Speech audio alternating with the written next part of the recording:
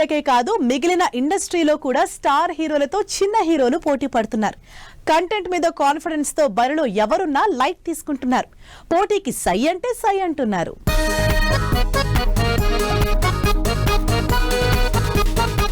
తమిళ hero Vijay last cinema జననాయకుడు కూడా వచ్చే సంవత్సరం జనవరి 9న రిలీజ్ డేట్ ఇచ్చింది. విజయ్ సినిమా అంటేనే జనరల్ గా హైప్ ఉంటుంది. దానికి తోడు చివరి సినిమా కావడంతో ఈ సినిమా మీద క్యూరియస్ గా ఉన్నారు. దీనికి తోడు ఇప్పటికే ప్రీ రిలీజ్ బిజినెస్ లో సరికొత్త రికార్డులను క్రియేట్ చేయడానికి రెడీ అవుతుంది.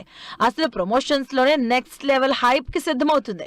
దుబాయ్ లో ఈవెంట్ తో స్టార్ట్ చేసి సినిమా పైనే బజ్ ని పెంచడానికి ప్లాన్ చేస్తుంది టీం. మరి ఇంత హైప్ బజ్ మార్కెట్ లో ఉన్న సినిమాతో పోటీ అంటే ఎవరైనా ఆలోచించుకోవాల్సిందే.